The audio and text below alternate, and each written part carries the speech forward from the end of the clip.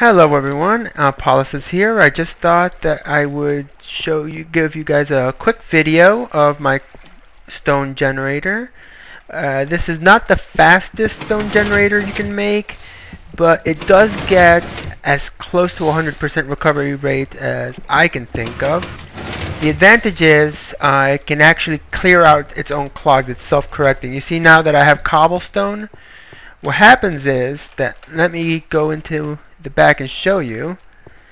Sometimes over here the lava will actually immediately pour down instead of the water coming in first, and what that ends up doing is it makes a block of cobblestone right there, like we just saw. What happens is that this piston will actually push it out, and then this one will push it into the place where the smooth stone usually is, allowing you to actually mine the blockages that are created when there's a problem. Let me go ahead and get rid of this one, and you can actually see it. Let me see if I can get it to jam up so you can actually see how it clears the jams.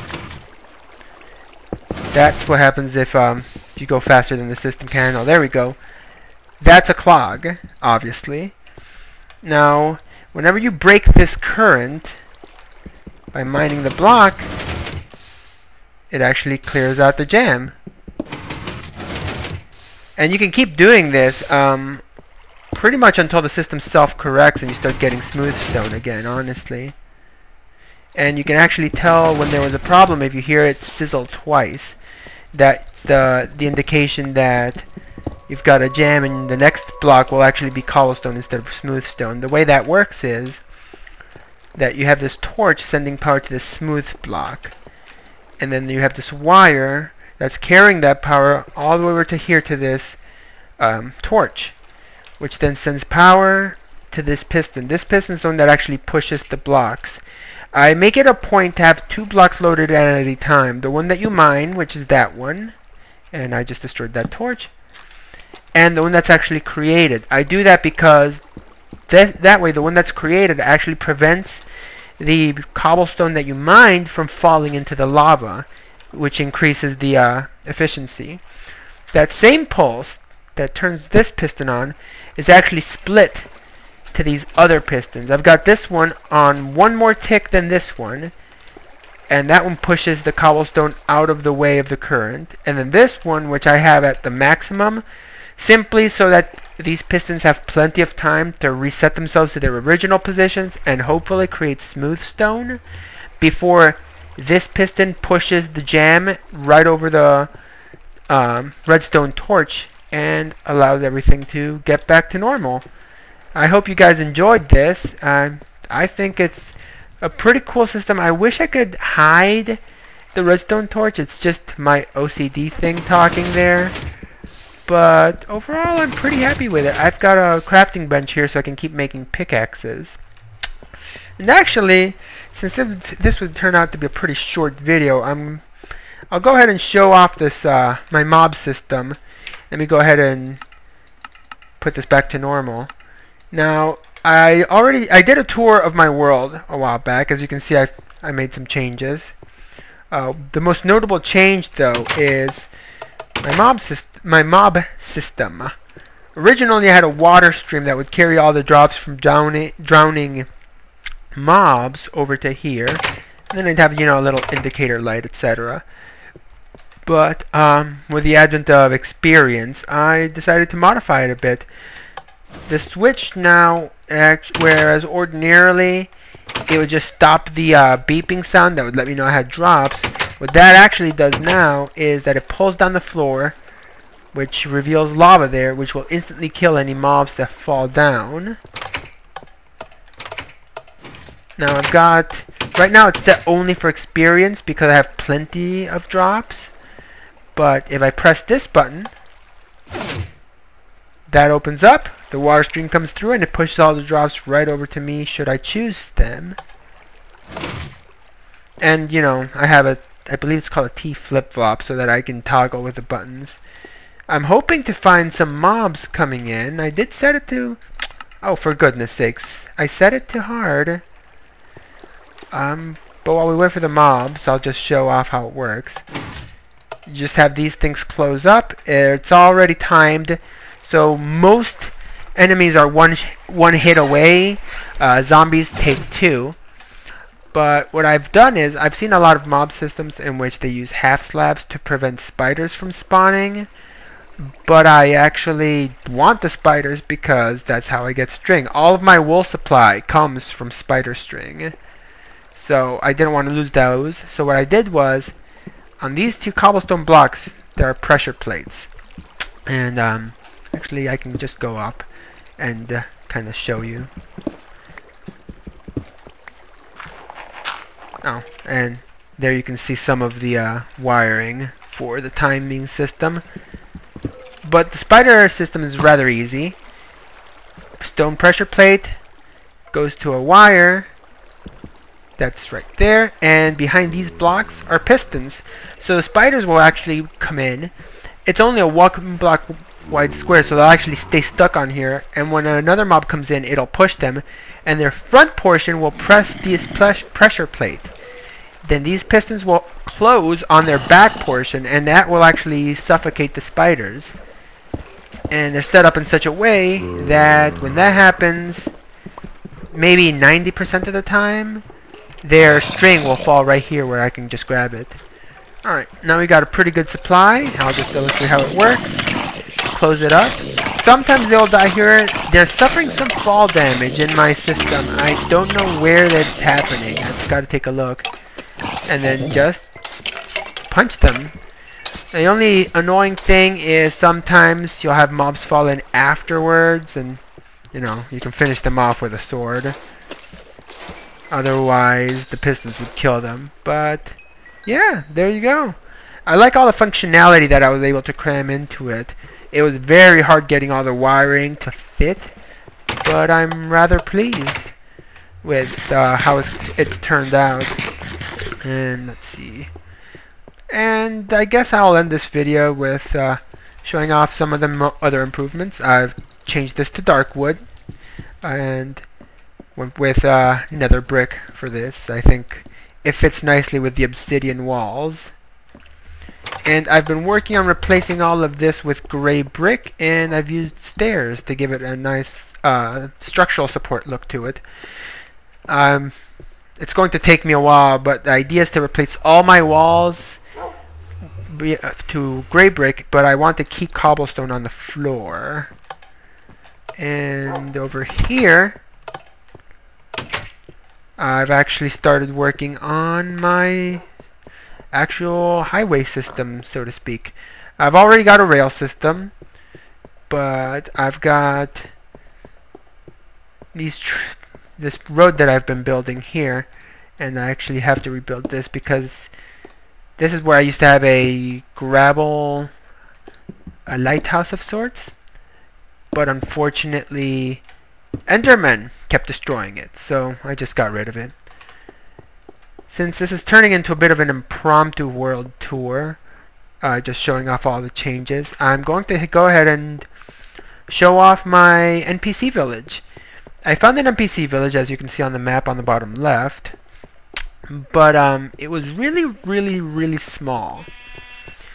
So I decided to take a break from all the work I'd been doing, replacing all my cobblestone for gray brick, and decided to, you know, try to get an iron golem. No luck yet, but I'm hopeful that I'll get one shortly. Let me just get something to eat. Whoa! Okay, that was close. I had no idea that was there. Alright. Now that street that I was just on is going to be connecting to this NPC village. I'm just glad I brought the map with me. Usually when I find it, I have to use landmarks. Like, I know I have to cross this plain, and somewhere near the NPC village is a pink sheep that always lets me know that I'm getting close. I haven't had the heart to, you know, shear it or kill it, because it's kind of like the town mascot, I suppose. but I'm rather pleased with how the NPC villages turned out. It actually spawned on a ravine, so much of the gravel walkway actually collapsed. Oh, night's starting to fall. Which meant that most, if not all, of the houses originally, there were only like 3 or 4. It was actually a rather small one, which was disappointing. It didn't even have a blacksmith's area. Were unreachable to the villagers. So I actually had to build walkways to help them get up to it. And that just, that kind of theme just sort of was expanded to kind of ridiculous levels, honestly. This is the other end of the road where I'll be wanting it to connect. This cobblestone structure is my home, but this is my NPC village. Let me just eat. And actually, so I can finish the tour properly, let me go ahead and switch it back to peaceful. Alright. So this is the village. All of these houses I actually built. They're still kind of, you know, sparse, obviously, since I've been focusing my efforts mostly on getting an iron golem.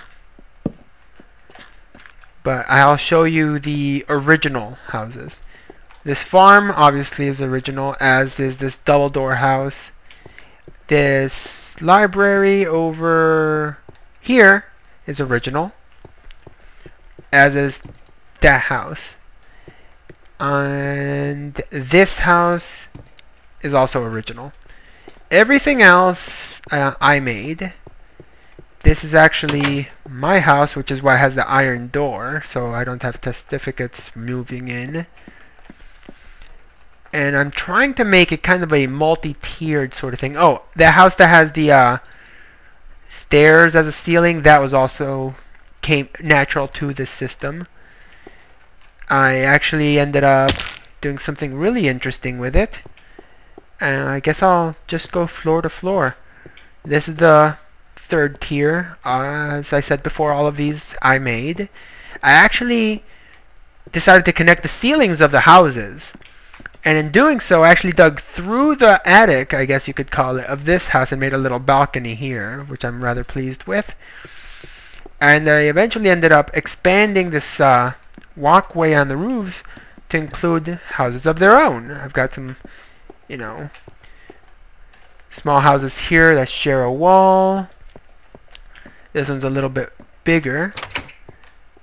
And for a little bit of asymmetry, I'm very obsessed with symmetry, and for this town I really wanted it to look organic, like it sort of grew slowly and naturally, which is why I went for a lot more asymmetry. I have all these fences mainly because the villagers are very bad at stopping themselves from falling, and although I was getting a lot of births, I was also getting a lot of deaths due to fall damage, because it doesn't look like their health regenerates. It's very strange.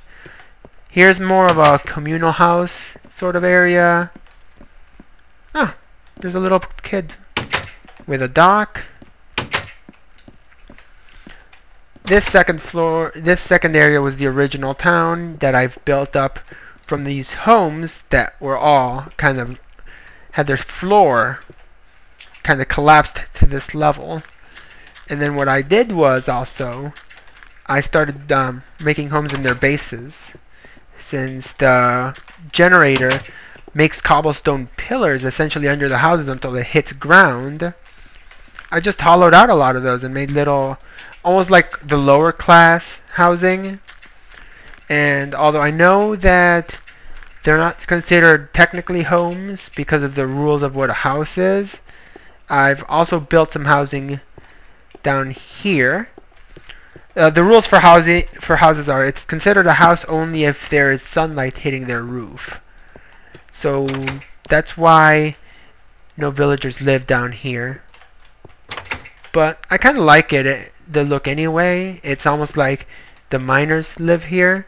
So when I build I'm going to build them a, what's the term, blacksmith. I may put it right here, so it kind of follows with that theme. There is a structure that came naturally here, which is really cool that I think I'll show you guys. Let me see if I remember where it is. Now this is where I've been getting all of my cobblestone for all their homes. I think it's over here. Yeah, check that out. Is that not ridiculous? I mean, that's huge. I've not even gone down in there. All I know is, yeah, I don't want to light it because it just looks so crazy ominous and creepy. Oh, here's where all the villagers are. Why are they just hanging out here? I mean, I mean, it's a nice view, admittedly, but I don't get villager AI. I really don't. At one point, I couldn't find any of my villagers, and I was wondering what happened to them. So I went looking in here, and they had all fallen in a too-deep hole that they couldn't jump out of. It was the weirdest thing. Okay, seriously, it's like they're trying to move, but someone is in their way. Come on. There we go. Nope. There he went back. That's very strange. But anyway, that was just a quick impromptu tour of, you know, what's new in my world. Feel free to leave any comments, opinions. If you want to see more, please let me know, and I'll gladly make more videos. And I will see you guys next time I decide to do an impromptu video. Oh! Actually, there is some news. I am in the Guild Wars 2 beta. So I will be doing videos on Guild Wars 2 during the upcoming beta weekend. I found out that it is open. So there is no NDA, and therefore I can post videos to my heart's desire. So that's exciting. Let me just like this. And with that, I will let you guys go. I'll see you next time. Bye.